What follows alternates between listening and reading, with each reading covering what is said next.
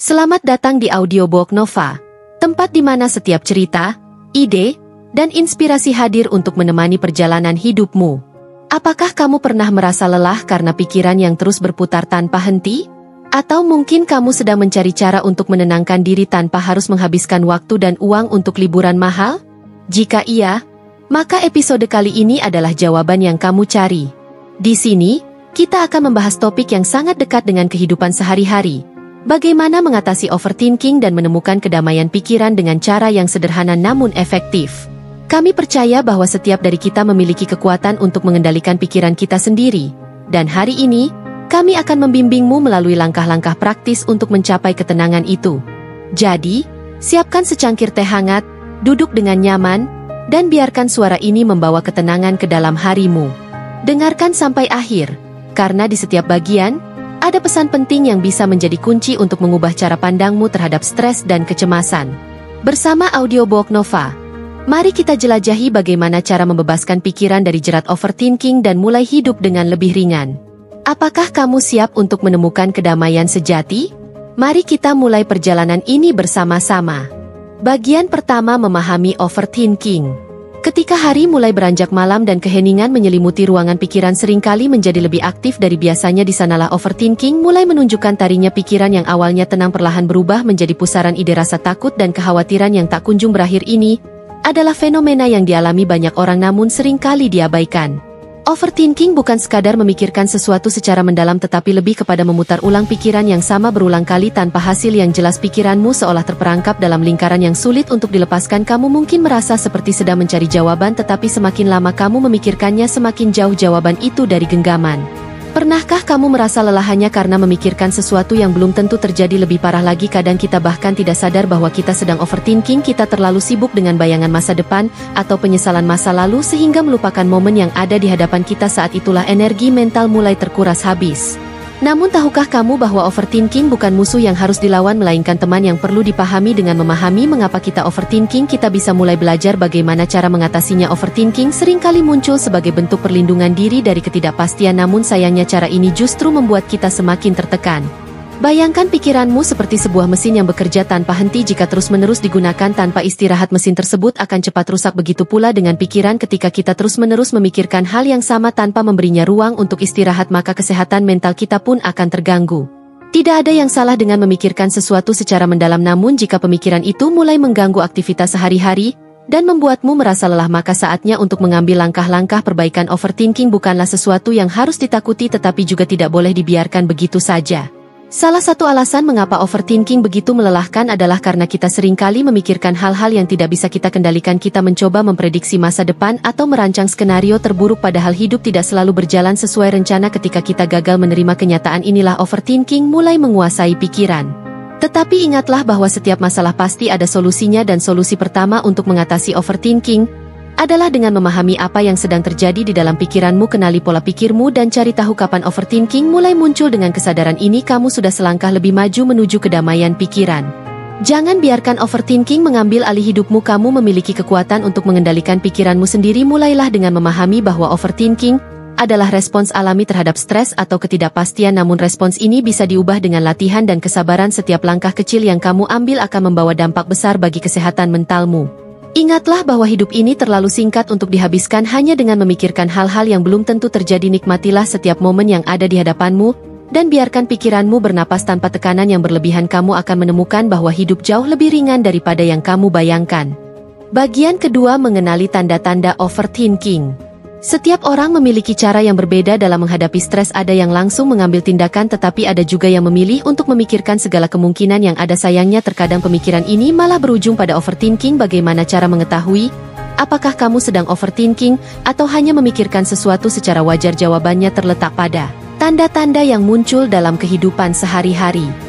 Salah satu tanda paling umum dari overthinking adalah sulit tidur di malam hari. Kamu mungkin sudah berbaring di tempat tidur, mencoba memejamkan mata, namun pikiranmu terus berputar tanpa henti membayangkan skenario terburuk atau mengulang-ulang percakapan yang sudah berlalu. Ini adalah indikator kuat bahwa pikiranmu sedang bekerja terlalu keras.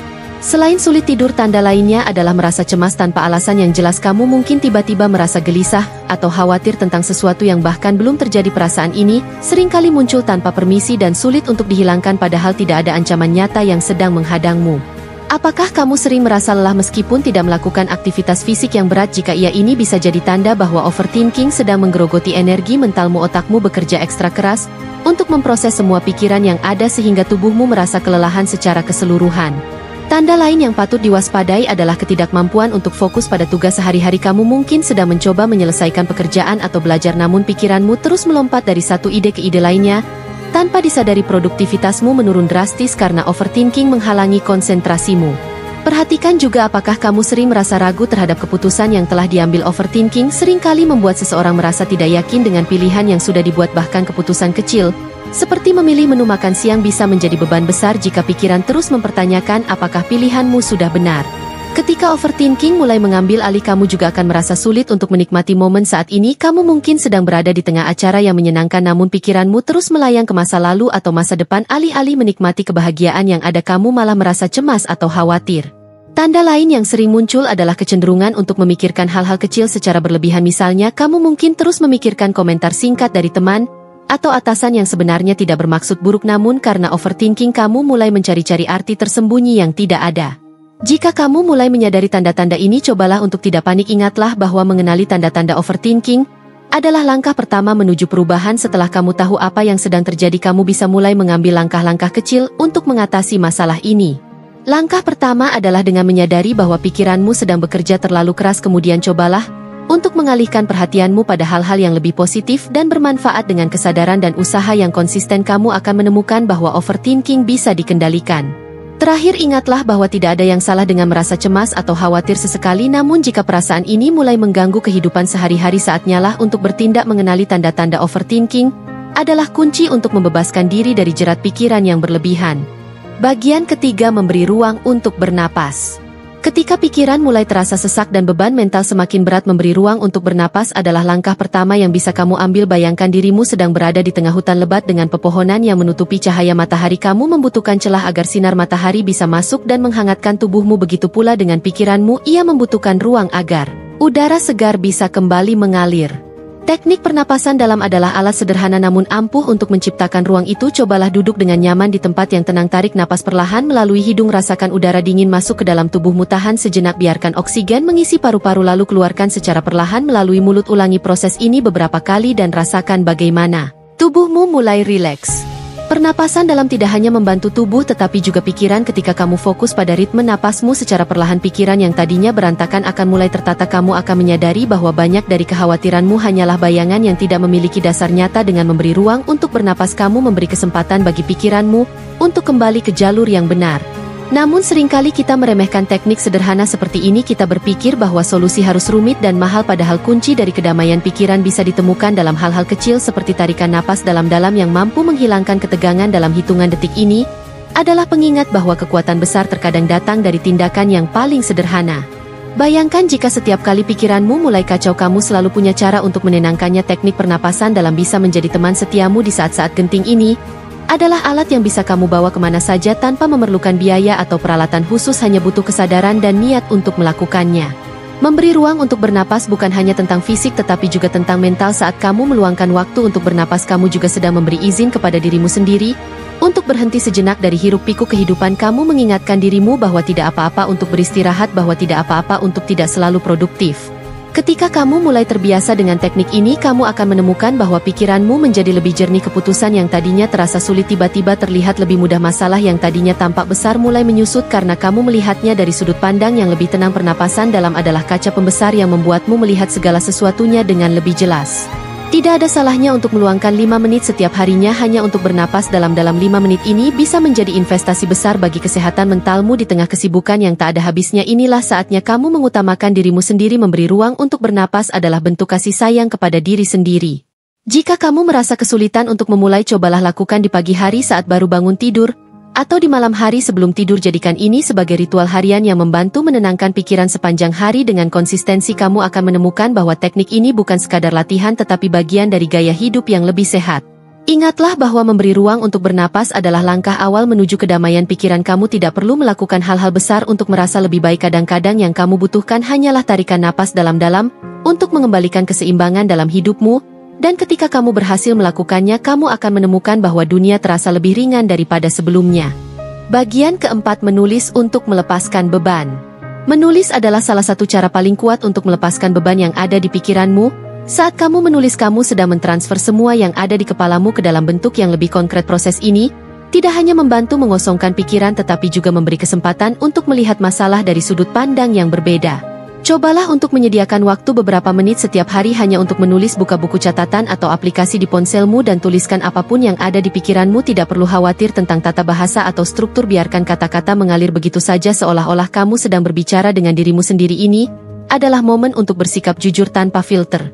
Saat kamu mulai menulis, kamu mungkin akan menyadari bahwa banyak dari kekhawatiranmu ternyata tidak sebesar yang kamu bayangkan. Sebagian besar dari mereka hanyalah bayangan yang diciptakan oleh pikiran yang terlalu aktif. Menulis membantu mengeluarkan semua ini dari kepalamu sehingga kamu bisa melihatnya dengan lebih objektif. Menulis juga memberikan ruang untuk refleksi. Setelah kamu selesai menulis, luangkan waktu sejenak untuk membaca ulang apa yang sudah kamu tulis. Apakah ada pola tertentu dalam pemikiranmu? Apakah ada masalah yang terus-menerus muncul? Ini adalah cara untuk memahami dirimu lebih dalam dan menemukan akar dari kegelisahanmu. Salah satu manfaat besar dari menulis adalah ia memberikan rasa lega yang mendalam. Ketika kamu berhasil menuliskan semua yang ada di pikiranmu, beban mentalmu akan terasa lebih ringan. Kamu tidak lagi harus menyimpan semuanya sendiri, karena sudah ada di atas kertas. Ini adalah langkah awal untuk membebaskan diri dari jerat overthinking. Tidak ada aturan yang mengikat dalam menulis. Untuk melepaskan beban, kamu bisa menulis tentang apa saja yang kamu rasakan saat itu, misalnya tentang masalah pekerjaan, hubungan dengan orang lain, atau bahkan kecemasan tentang masa depan. Yang penting adalah kamu melakukannya dengan jujur dan tanpa penilaian terhadap diri sendiri.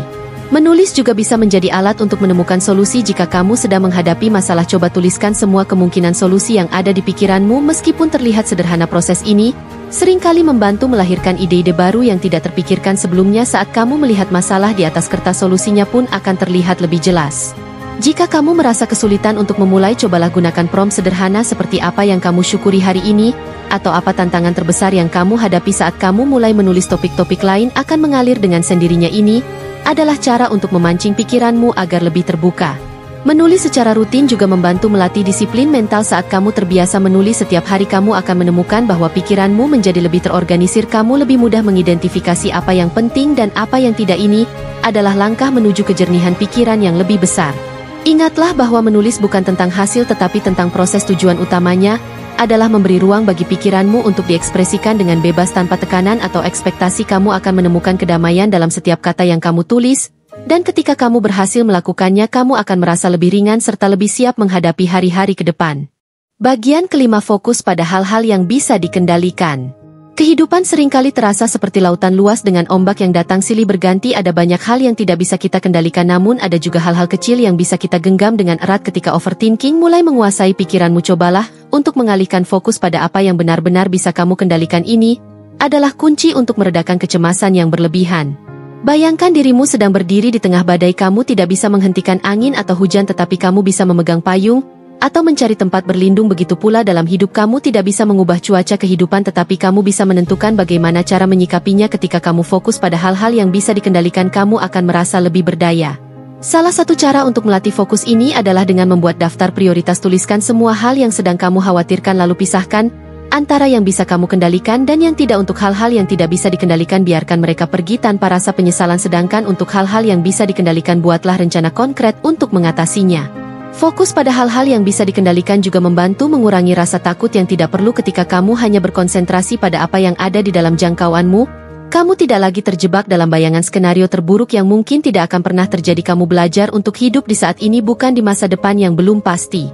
Namun seringkali kita terjebak dalam kebiasaan memikirkan hal-hal yang di luar kendali kita. Cemas tentang pendapat orang lain, tentang masa depan pekerjaan, atau hubungan yang tidak bisa kita prediksi. Padahal energi yang kita habiskan untuk memikirkan hal-hal ini sebenarnya bisa dialihkan untuk hal-hal yang lebih bermanfaat.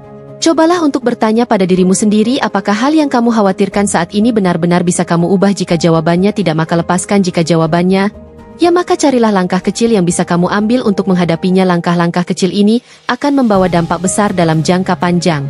Fokus pada hal-hal yang bisa dikendalikan juga mengajarkanmu untuk lebih realistis dalam menyikapi kehidupan kamu, mulai menyadari bahwa tidak semua masalah bisa diselesaikan dengan pemikiran saja. Kadang-kadang tindakan nyata diperlukan untuk membawa perubahan yang kamu inginkan, dan tindakan itu dimulai dari hal-hal kecil yang ada dalam kendalimu. Ketika kamu berhasil fokus pada hal-hal yang bisa dikendalikan, kamu akan merasa lebih tenang dan percaya diri. Kamu tidak lagi merasa seperti korban keadaan, tetapi sebagai penggerak perubahan dalam hidupmu. Ini adalah pergeseran pola pikir yang sangat kuat dan dapat mengubah cara kamu menjalani hidup. Ingatlah bahwa tidak semua hal harus sempurna. Kamu tidak perlu mengendalikan segalanya untuk merasa bahagia. Cukup fokus pada hal-hal yang bisa kamu kendalikan dan biarkan sisanya mengalir dengan sendirinya. Dengan cara ini, kamu akan menemukan kedamaian yang sejati dalam hidup. Terakhir, ketahuilah bahwa fokus pada hal-hal yang bisa dikendalikan adalah proses yang membutuhkan latihan. Tidak ada yang bisa melakukannya dengan sempurna dalam semalam, namun dengan kesabaran dan konsistensi kamu akan menemukan bahwa hidup terasa lebih ringan dan lebih mudah dijalani. Bagian ke-6, temukan aktivitas yang membuat bahagia. Ketika pikiran mulai terasa berat, salah satu cara terbaik untuk menenangkannya adalah dengan melakukan aktivitas yang membuatmu bahagia. Aktivitas ini tidak harus sesuatu yang besar atau rumit. Kadang-kadang kebahagiaan bisa ditemukan dalam hal-hal kecil yang sering kali kita abaikan. Misalnya, dengarkan musik favoritmu saat sedang merasa lelah atau tertekan. Musik memiliki kekuatan untuk mengubah suasana hati dan membawa kedamaian dalam pikiranmu. Atau jika kamu suka berolahraga, cobalah untuk berlari, bersepeda, atau sekadar berjalan-jalan di sekitar rumah. Aktivitas fisik ini tidak hanya menyehatkan tubuh tetapi juga membersihkan pikiran dari beban mental. Baca buku yang selama ini ingin kamu baca atau tonton film yang selalu membuatmu tersenyum. Kegiatan-kegiatan ini mungkin terlihat sederhana tetapi efeknya sangat besar bagi kesehatan mentalmu. Mereka memberikan ruang bagi pikiranmu untuk istirahat sejenak dari tekanan sehari-hari. Aktivitas yang membuat bahagia juga bisa berupa hobi yang sudah lama kamu tinggalkan. Mungkin kamu suka melukis, menulis, atau memasak. Cobalah untuk meluangkan waktu setiap hari hanya untuk melakukan hal-hal yang kamu sukai. Ini adalah cara untuk mengingatkan dirimu bahwa hidup tidak hanya tentang tanggung jawab tetapi juga tentang kebahagiaan. Namun seringkali kita merasa tidak punya waktu untuk melakukan hal-hal yang membuat bahagia. Kita terlalu sibuk dengan pekerjaan atau tanggung jawab lain sehingga melupakan kebutuhan dasar untuk bersenang-senang. Padahal kebahagiaan inilah yang menjadi bahan bakar untuk menjalani hari-hari yang penuh tantangan.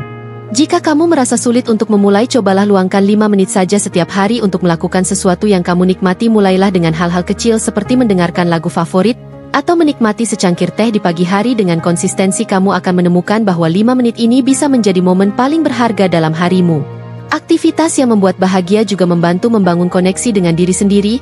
Saat kamu melakukannya, kamu sedang berbicara kepada dirimu bahwa kamu layak untuk merasa senang dan damai. Ini adalah bentuk kasih sayang kepada diri sendiri yang seringkali terabaikan dalam kehidupan yang sibuk. Temukan aktivitas yang benar-benar membuatmu merasa hidup dan lakukan dengan sepenuh hati. Tidak perlu membandingkan diri dengan orang lain, karena kebahagiaan setiap orang berbeda-beda. Yang penting adalah kamu merasa puas dan damai saat melakukannya. Ingatlah bahwa kebahagiaan tidak selalu datang dari hal-hal besar. Kadang-kadang ia hadir dalam momen-momen kecil seperti senja yang indah, percakapan hangat dengan teman, atau secangkir kopi di pagi hari. Nikmatilah setiap detik dari momen-momen ini, karena merekalah yang membuat hidup terasa lebih berarti. Terakhir, jangan lupa untuk bersyukur atas setiap kebahagiaan kecil yang kamu temui dalam hidup. Bersyukur adalah cara untuk menghargai apa yang sudah kamu miliki dan membuka pintu bagi lebih banyak kebahagiaan di masa depan. Bagian ke-7, berdamai dengan ketidaksempurnaan. Hidup ini tidak pernah sempurna dan itulah yang membuatnya begitu indah. Ketidaksempurnaan adalah bagian dari perjalanan manusia. Setiap orang pasti pernah melakukan kesalahan atau menghadapi kegagalan, namun yang membedakan adalah bagaimana kita menyikapi ketidaksempurnaan tersebut. Apakah kita memilih untuk terus menghakimi diri sendiri atau belajar menerimanya dengan lapang dada? Ketidaksempurnaan seringkali menjadi sumber overthinking. Kita terlalu keras pada diri sendiri karena merasa tidak cukup baik, tidak cukup pintar, atau tidak cukup sukses. Padahal tidak ada manusia yang sempurna. Kesempurnaan adalah ilusi yang hanya ada di benak kita, sedangkan kenyataan hidup jauh lebih kompleks dan beragam. Belajar untuk berdamai dengan ketidaksempurnaan adalah langkah penting menuju kedamaian pikiran. Ketika kamu mulai menerima bahwa kesalahan adalah bagian dari proses belajar, kamu akan merasa lebih ringan. Kamu tidak lagi terjebak dalam penyesalan masa lalu atau kekhawatiran tentang masa depan. Salah satu cara untuk berdamai dengan ketidaksempurnaan adalah dengan berhenti membandingkan diri dengan orang lain. Setiap orang memiliki perjalanan hidup yang unik dan tidak ada gunanya membandingkan diri dengan orang lain yang tampak lebih sukses atau bahagia. Ingatlah bahwa apa yang kamu lihat di permukaan seringkali bukan cerminan dari kenyataan sebenarnya. Cobalah untuk menghargai proses daripada hasil. Terkadang kita terlalu fokus pada tujuan akhir sehingga melupakan betapa berharganya perjalanan yang kita lalui. Setiap langkah kecil yang kamu ambil adalah bagian dari pertumbuhanmu dan patut dihargai meskipun hasilnya tidak sesuai harapan. Berlatihlah untuk bersikap lembut kepada diri sendiri ketika kamu melakukan kesalahan. Jangan langsung menghakimi diri, alih-alih renungkan apa yang bisa dipelajari dari pengalaman tersebut. Anggaplah kesalahan sebagai guru yang membantu membentuk karakter dan kepribadianmu. Ketidaksempurnaan juga mengajarkan kita untuk lebih bersyukur atas apa yang sudah kita miliki. Ketika kita berhenti mengejar kesempurnaan, kita mulai melihat keindahan dalam hal-hal sederhana. Kita menyadari bahwa kebahagiaan sejati tidak datang dari pencapaian besar tetapi dari rasa syukur atas apa yang sudah ada. Ingatlah bahwa hidup adalah perjalanan bukan tujuan. Akui bahwa ada hari-hari yang penuh kegembiraan dan ada hari-hari yang penuh tantangan, namun itulah yang membuat hidup begitu dinamis dan bermakna. Nikmatilah setiap momen baik yang menyenangkan maupun yang menantang. Ketika kamu berhasil berdamai dengan ketidaksempurnaan, kamu akan menemukan kedamaian yang mendalam. Kamu tidak lagi merasa perlu untuk selalu tampil sempurna di mata orang lain. Kamu bisa menjadi dirimu sendiri dengan segala kelebihan dan kekurangan yang ada. Terakhir, ingatlah bahwa ketidaksempurnaan adalah bagian dari keindahan hidup. Tanpa ketidaksempurnaan, kita tidak akan pernah belajar tumbuh atau menghargai arti dari sebuah pencapaian. Embracing ketidaksempurnaan adalah cara untuk menjalani hidup dengan lebih ringan dan lebih penuh makna.